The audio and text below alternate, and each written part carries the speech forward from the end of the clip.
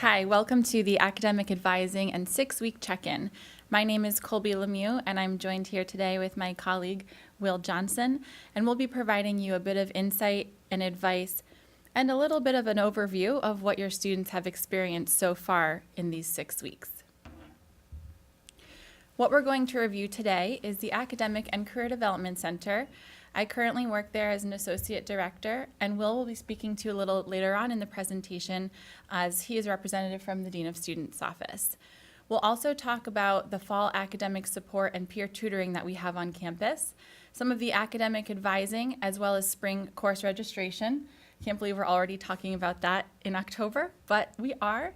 We're also going to hit upon some important academic dates, the FERPA, Family Educational Rights and Privacy Act, the first 6 weeks, what your students have been going through up until this point, as well as their first year experience. So let's start off with the Academic and Career Development Center.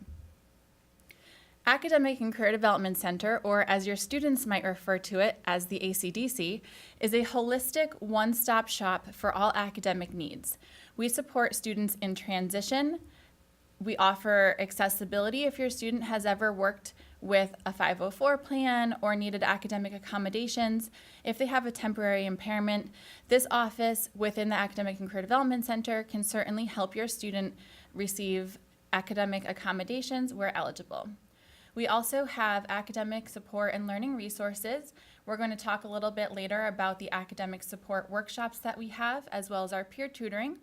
We also consist of the career services aspect, where your students can work with our career counselors to ascertain what skills they have in developing their cover letter, their resume. We have personality assessments for them, like the Strengths Quest, so that they can kind of get a better idea of what they're innately talented in and how they can portray that not only through their academics, but also as they progress through their college career and ultimately into the job market. Students may come to us to declare their major, to declare their minor, to change it, to transfer between schools, for example, from the College of Arts and Sciences to the Dolan School of Business, vice versa. We're here to support your student throughout their college career from when they step on campus until when they graduate. On the screen now, you see the fall academic workshop series. Most of them on the left side have already occurred. Our next one coming up is Test for Success. These workshops are created by student request and demand, as we want to support them throughout their transition here at Fairfield and get the study skills that they really need to have success in their college career. These workshops are offered on a rotating basis in the fall and the spring. So in the spring semester, we will still offer workshops. They will be a little bit different, as most students have had their first experience at their college semester with them. We want to change it up a little bit, but still offer some of our most requested ones, such as the Taking Note and the Test for Success workshops. These students are available to your students on OrgSync, which is an on-campus app, where they can sign up for events and register and learn about what's going on campus. Up next, we have our academic and support peer tutoring program. Fairfield is pleased to offer peer tutoring in a variety of subjects. You can see in the bottom corner of your screen the fall peer tutoring sessions. We offer tutoring across all 4 schools and in some of the most critical subjects such as biology, chemistry, the modern and classical languages, as well as a math center, an English center, a writing center, accounting, economics. These programs are designed to help support your students, and in addition to the peer tutoring, we also have various offices who are offering their success methods and techniques to your students. Project Excel, Athletics, and the Library Research Support Program are just a few to name some. At Fairfield, we offer a faculty advising model. What that means is each one of your students is assigned a faculty advisor in their discipline. Some of you may have students who are undeclared. They are also assigned a faculty advisor who specialize in working with students who have not yet declared a path of study. The faculty advisor is your student's first point of contact when it comes to course selection, advising through a program, but your students also have a myriad of support through other channels as well. Our office, the Academic and Career Development Center, provides supplemental advising for your students throughout the year, as well as during advising season, which is coming up in November. Their students can also visit the department chairs. I usually recommend students to visit department chairs if they're unsure of what major they want to declare. If they're not sure exactly what they could do with an English major, but they want to learn more about that, the department chairs are a great resource. There are also peer academic advisors, which your students can speak with someone who's gone through this and is going through this. They are trained in the academic core curriculum and can assist students in kind of declaring what they are interested in and what they can kind of connect with them on. Of course, we have our assistant and associate deans of each school. So for instance, the College of Arts and Sciences, the Dolan School of Business, the School of Engineering, and the Egan School of Nursing and Health Studies all have assistant and associate deans ready and prepared to assist your students through the academic advising period and throughout the year. Some of the things that are covered within the academic advising season or times when they're meeting with their advisor are things like the university core curriculum, school program requirements, the pre-professional programs, and by that I mean law and the health studies, cross-school collaboration. So if you are majoring in the Dolan School of Business, but you're interested in pursuing a minor within the College of Arts and Sciences, that is something that can be done. Your students will also be familiar with their degree evaluation, which is accessible to them 24 hours a day online. They should become familiar with that and go over that with their advisor or their assistant dean, whoever they are meeting with. As I mentioned, we are also here for supplemental support. A lot of students also come to us asking about study abroad. The Study Abroad office also partners with us in determining what courses they should, save for abroad or take here on campus in the regular fall and spring semesters. On the screen now, you're going to see some important upcoming dates. Next week, we have the Majors and Minors Fair, which is a large event where you can see a lot of different majors and minors represented. Students have the opportunity to meet with department and faculty who are from each of the majors, test out what kind of things they might offer, see what kind of programs are available to them. It's a great event. We encourage your students to attend as it really provides the opportunity for them to meet and connect with some important faculty staff. Also, we have midterm estimates coming up. At Fairfield, we identify midterm estimates as grades of C-, D, or F, and these are communicated to the students to help connect them to the support resources to ensure that they feel supported academically and to get them the help that they may need in a specific course. If a student decides that a specific course is not for them and that they need to withdraw from it, we do have the course withdrawal deadline coming up on November 14th. Every student experience is unique and every student curriculum is unique. So the course withdrawal deadline should be something they discuss with their academic dean's office or our office in the Academic and Career Development Center. Academic advising for spring 2018, as I mentioned before, is coming up. Academic advising will begin this year on November 1st and end on November 20th, right before the Thanksgiving break. The class of 2021 will be registering on November 20th. Then they'll go home for the break, and we're going to come back with them if they have any final schedule changes. The 20th is just a starting point for their registration, so they certainly can make changes after they return from the break, but certainly the 20th is when they will begin their registration. At this point, I'm going to pass it on over to Will to discuss some of the other pieces in the 6-week experience. Thank you, Colby, and good afternoon. My name is Will Johnson, and I'm the Associate Dean of Students here at Fairfield University. I'm going to start by talking to you a little bit further about FERPA. And I know FERPA was a hot topic of discussion during June orientation, but we want to use this as an opportunity to review it, as certainly throughout the course of the first semester, some other questions may have come up in your minds about what FERPA is, what FERPA means, and how do I address that. In essence, FERPA is a federal law, and it requires us to allow students who are 18 years of older to have protection over their educational records.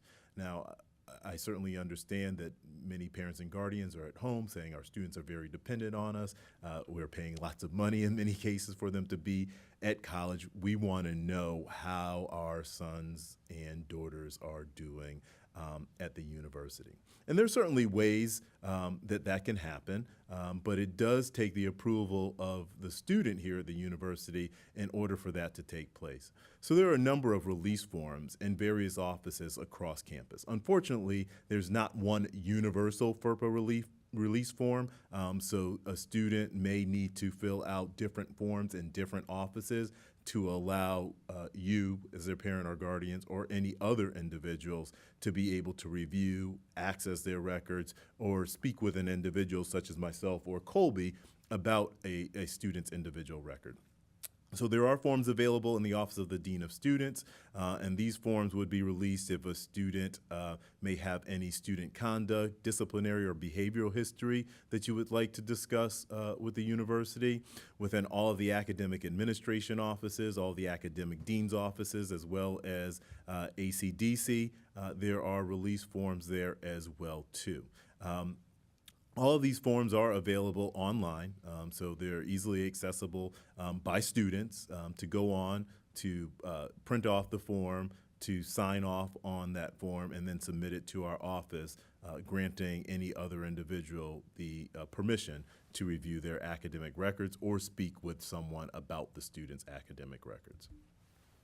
So the first 6 weeks is an important period in the transition of any new student to the university, not necessarily just a first-year student, but any student. You may be the parent or guardian of a transfer student as well, too.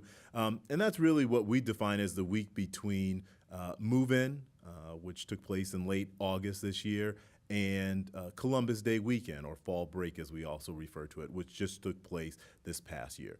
We see the first 6 weeks as a critical juncture in the student experience.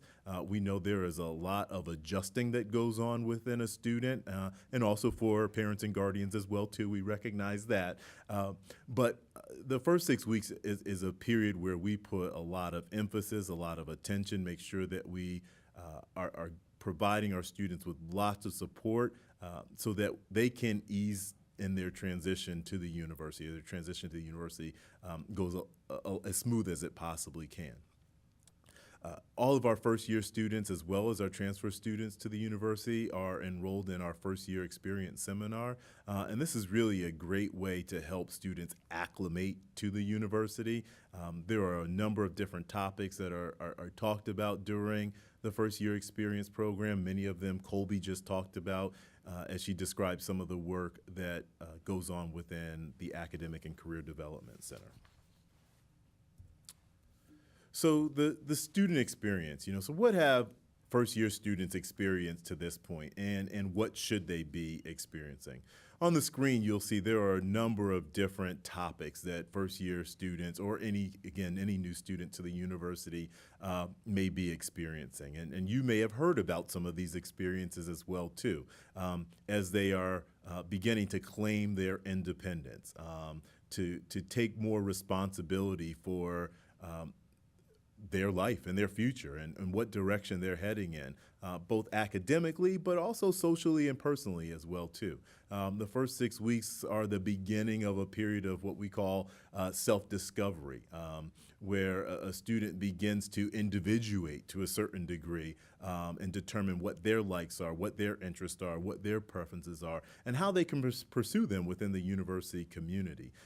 Oftentimes, one of the reasons why students and their families select Fairfield University as an undergraduate destination is because of the multitude of opportunities that are available for students. So through some of the programs, again, that Colby pointed out, as well as many others that we haven't talked about or may not talk about in this session, I think back to our Student Activities Fair, which takes place during the very first week of the semester. It's really an opportunity for students to really see what Fairfield has to offer and how they're going to begin to make their way through this university community. Probably the biggest struggle that we see students having is balancing the academic and social demands. certainly being new to any environment, one of the first things that particularly our late adolescents will want to do is find a friend and peer group. They want to know who are the people who are going to be by their side, who are the people that they can connect with, who they can communicate with, who are they going to live with. And that often takes a priority in the minds of some of our students. So those social elements, making friends, becomes a very large part of what students do, particularly during the first 6 weeks. What we will continue to make sure students stay focused on is certainly the academic part of their experience. Knowing that that is the reason why they are here. That is one of the reasons why we have so many systems in place, that if we see students are struggling academically and socially as well too, that the proper offices or individuals will be alerted so that we can provide the students the necessary support that they need in order to be successful. So student life. In any given academic year, we probably have 80 to 90 plus active clubs and organizations. And we encourage our students to get involved with clubs and organizations. And we recognize that in some instances there may be a hesitancy to get involved. That tends to be those students who want to make sure that they have their academics down pat first before they get involved in any activities. But what we like to say to students is becoming involved in activities is a progression, right? As a student first arrives on campus, getting involved in a club or organization may be just an initial way to form a community, to find other individuals who have like interests, to find a sense of belonging within the university community, which is a really important element of this transition. It does not mean that they need to come in and take on any leadership role or get behind the development of any initiative on our campus, although some of our students will, and we encourage that. But getting involved really does help our students find a sense of belonging here at Fairfield. And if the student has not done so to this point, we encourage them to go ahead and do so. Colby referenced OrgSync a little bit earlier. On OrgSync, which is our online platform, all of our clubs and organizations and activities are listed there. So students can go on to OrgSync, find clubs and organizations based on a particular interest that they may have.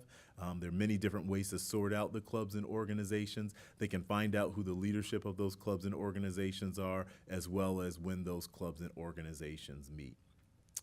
We have a number of athletic contests that are taking place on campus. Our fall sports are well on their way, and we're starting to get revved up for our winter sports.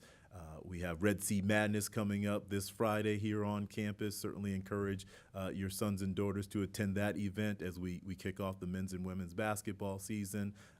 And the fall concert will be taking place this weekend as well, too. Just a shameless plug for those activities taking place this weekend.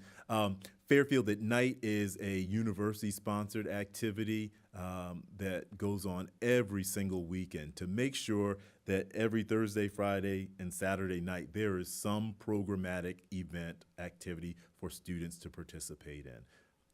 If at any time a student says there's nothing going on campus on a weekend, all you have to do is take a look at the calendar. There is always something happening. And many of these events, they tend to be free. They often have prizes associated with it. And in many cases, there is free food provided as well, too. So if that's not enough incentive for students to come out, I don't know what it is. Campus jobs and employment, certainly those opportunities are of interest to our students. Students may have received federal work-study money in their financial aid packages, and hopefully by now have secured a work-study job and an office on campus. But there are, as far as I'm aware, still some openings in certain departments for federal work-study employees. So if a student is looking for that, I encourage them to go to the financial aid website or schedule time to meet with their financial aid counselor in the Kelly Center to talk about how they might go about securing a federal work-study position. There are a limited number of non-work-study positions on campus for students who may not have been offered work-study through their financial aid award, and many of those jobs are posted on the university website as well, too. Retreats are a strong component of what we do here at Fairfield University. I think it's part of the experience that students can have from their first year all the way through their senior year. This past September, our first year students were given the opportunity to participate in the Escape Retreat. And the Escape Retreat is specifically for our first year students here at the university, again, to give them a sense of belonging, a sense of community. It was certainly something that generally is attractive for students who may be struggling a little bit to find that niche here, find that group of friends that they can connect with. Most of these retreats are sponsored by campus ministry, so that's certainly another great resource for students who are looking to get involved, who are looking to get engaged on campus, to find out some great ways to make friends and become a part of the Fairfield University community. So how can you help? How can parents and guardians help students during this transition period? Certainly one piece of it is open communication. Have frank conversations with your sons and daughters about their experience. And I know students vary. There's some students who are going to tell you every single thing that's on their mind and everything that's going on with them, at times things you may not want to know. And there are other students who are just going to tell you, you know, everything's fine, everything's okay, and won't give you much along with that. But I think certainly as long as you make it a point to keep that open channel of communication available for your son or daughter, that is a great way for you to help them with this transition period. Certainly, rather than giving them the answers or perhaps reaching out to a department on their behalf, one of the things that we encourage parents to do is ask questions of the students to help them solve the problem that they may be facing. Oftentimes when a student finds that they are trying to figure something out themselves or discover something for themselves, they're much more likely to act upon it and take ownership for it. And that's one of the things that we want our students here at Fairfield to do. I think that is part of the college experience as they move into adulthood and really start to take accountability for where they are going in their own lives. So again, asking them those questions that will help them resolve a problem rather than just answering or solving the problem on their behalf. Certainly give them space to adjust. You know, many students went home this past weekend. The campus was very quiet this weekend. We appreciated that. We hope that you had a great opportunity to connect with students when they returned home and they shared with you a lot about their experience and what was going on with them. But certainly give them that space to adjust.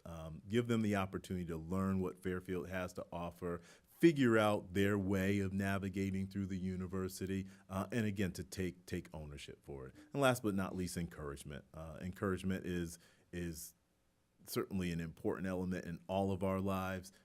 Let students know that you are behind them, that you want them to do well, and really if they are ever in need, that you are there for them, much in the same way we do here on campus, letting them know that we are here to support them, to make this the best possible journey possible, and you know, whatever it is that we can do to help, we are certainly here to do so. So some of the resources on campus, we've mentioned many of these already, so I will not go through them one by one, but certainly they're the academic offices that are here to support students on the academic side. There is the Office of the Dean of Students, which encompasses a number of other sub-offices as well too, that are here to support students in some of the student life areas. But that does not mean that students can't go to any of these other offices if they have questions or concerns about academic or student life. I think all of the staff members in both of these offices are very well versed on both the academic and student experience here at the university, and are well poised to answer any questions or concerns that they have or that you may have as well too. Counseling and psychological services, if students are having a far more difficult time adjusting or transitioning to the university, we certainly encourage them to utilize the services of counseling and psychological services. There's some really great counselors and therapists up there who are ready and willing to support our students in any way they can, and certainly the same goes for campus ministry. The campus ministry staff, all of our campus ministers are welcome, ready with open arms to help our students as they transition to the university. A few additional dates for you to keep in mind. Alumni and Family Weekend, if you haven't marked it on your calendar, hopefully you'll do so now, and we'll see you back here not this coming weekend, but the weekend after next. Alumni and Family Weekend is going to be capping off a very big week for us here at Fairfield University, as we will have the installation ceremonies of President Mark Nimick here. So it's going to be a great bookend to a week full of festivities here on our campus. The Kairos Retreat is another one of those many retreats that I mentioned that are offered through campus ministry. That's coming up at the end of November. And Thanksgiving break, it will be here before we know it.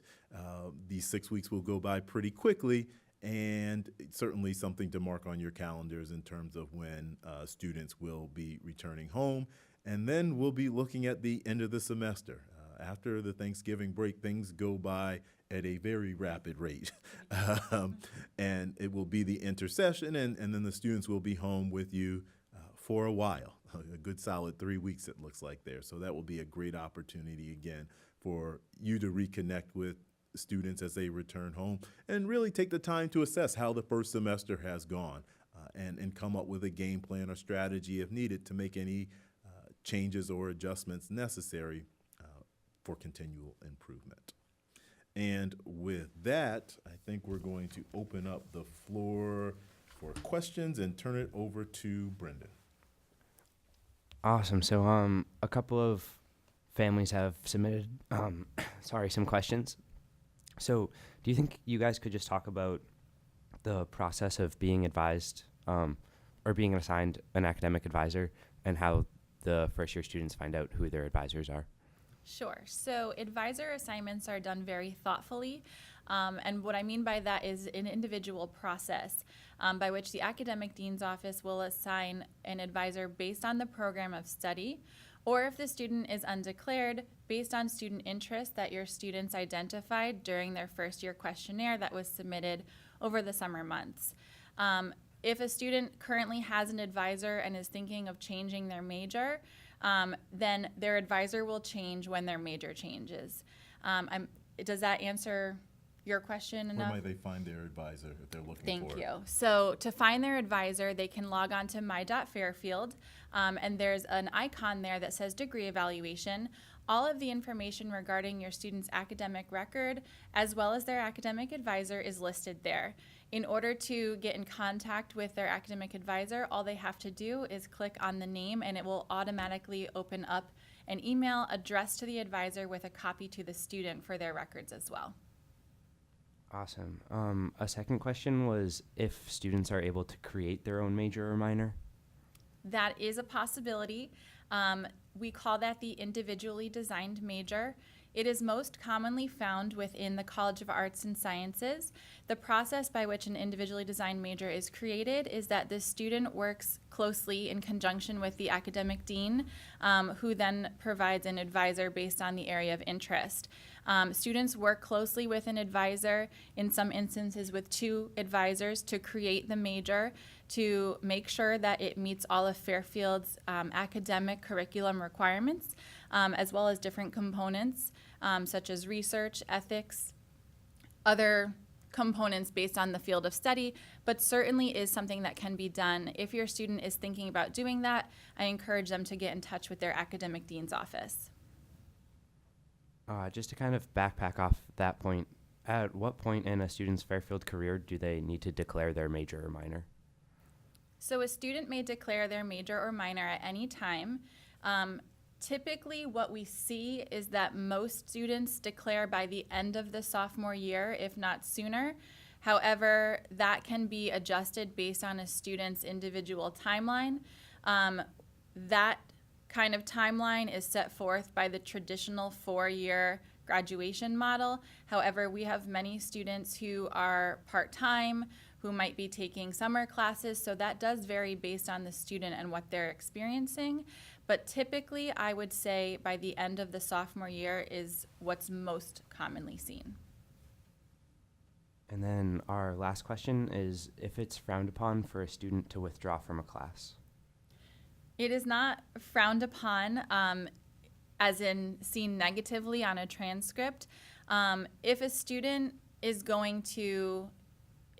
struggling within a class and they're just not getting what they put in, and they're fearing that they may impact their GPA by getting an unfavorable grade in the class, they have the opportunity to withdraw from the class.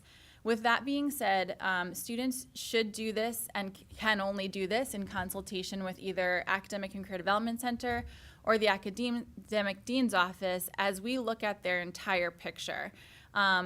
So a student can go from full-time to part-time with a course withdrawal. So we make sure that that won't happen. Most students are registered for approximately 5 classes. If they withdraw from 1 and they are then in 4 classes, that is still considered full-time. So we go over that with the student based on what class they're looking to withdraw from, what implications it may have. If they're in a class like biology that has a sequence for the spring, we kind of look at what is the best interest for the student. In terms of it being frowned upon, it does not have a negative connotation. We don't do withdrawals pass-fail. It simply is just a W on the transcript. The W does not impact the GPA whatsoever. Many times students choose to withdraw from a course so that they don't get a grade that will bring down their GPA if they're going to try it again in the spring semester, if they just change their plan of study. There's a plethora of reasons why a student might choose to withdraw from a class. I always believe, and I think Will can chime in here too, if you have a couple of withdrawals on your overall college transcript, it's not seen negatively. If you start getting up there and it becomes a trend, then that's where it would be concerning. But 1 or 2 certainly is very normal. I have a couple. I think I've done all right. Thank you. That was the last question that we had. Excellent. Well, thank you all for attending. We wish your sons and daughters the best of luck as they continue through the fall semester and into the spring with Fairfield. Great. Our contact information is on the bottom of the screen there. Feel free to reach out to either of us or our respective offices if you have